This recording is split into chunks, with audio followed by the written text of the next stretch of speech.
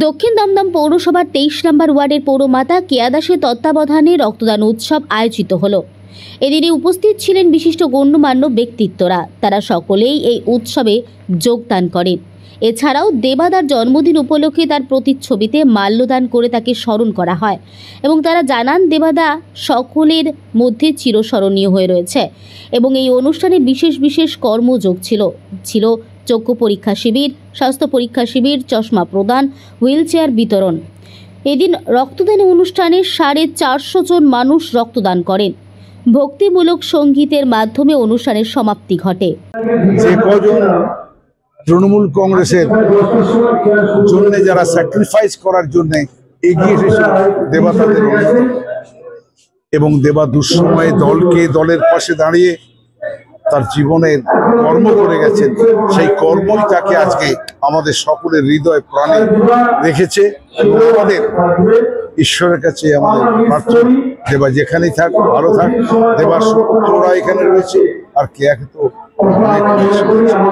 জীবনে যারা রক্ত দিয়ে এই যে প্রোগ্রাম, রক্ত দিয়ে গরিব মানুষ, ছাত্র, যুবক এদের পাশে দাঁড়ানো, মানুষকে মানুষ হিসেবে মানুষ পাশে দাঁড়িয়ে সেবা করাই হচ্ছে পরম ধর্ম। যে ধর্ম মমতা ব্যানার্জি আজকে শুধু ভারত পশ্চিমবাংলা নয়, সারা ভারতবর্ষে বলছে মানব ধর্মই সব থেকে বড় ধর্ম। স্বামী বিবেকানন্দ থেকে বড় ধর্ম প্রচারক, বড় সমাজসেবী, মানবসেবী, মানবতার সেবা। এই তারিখটাই তার জন্মদিন। এইটা তার প্রতি বছর আমাদের কেয়াদি পালন করেন। এটার সঙ্গে আমরা হাসি। একটা মানুষ মারা যাওয়ার পর তার কার্যকলাপ থেকে যায়, এটা প্রমাণ। মানে অত্যন্ত পপুলার লিডার ছিলেন, যার জন্য আমরা বলে বলতাম অত্যন্ত পপুলার ছিল। তার পপুলারিটি এমনও দেখুন আজকের দিনেও তাকে দিয়ে স্মরণ করে অনুষ্ঠান, এটা নিয়ে আমরা সবাই মিলে দেখুন, যারা আমাদের পুরনো কর্মী তারা এই শ্রদ্ধার আসনে বসেন।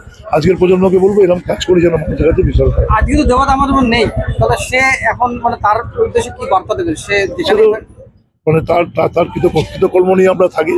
যেমন রামকৃষ্ণদেব মারা যায়নি, মানে স্বামীজি মারা যায়নি, তাদের কার্যকলাপই থেকে যায়।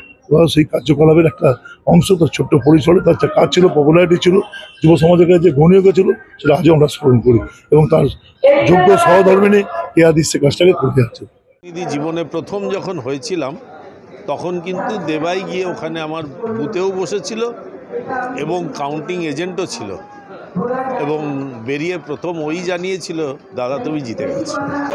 সে হয়তো দেখতে পাচ্ছে না, হয়তো দেখতে পাচ্ছে, আমরা জানি না। মানুষ মরে গেলেও কিছু জানি না, কিন্তু আমরা দেখছি যে এই যে এত লোকের ঢল, এত লোকের রক্তদান, স্বাস্থ্য পরীক্ষাতে আসছে, সেটার কাছে কিন্তু দেবাকে কেন্দ্র করে। দেবাও কর্মজীবী ছিল, মানুষের কাজ করত, সেখানে মানুষ ভালোবাসত তাকে।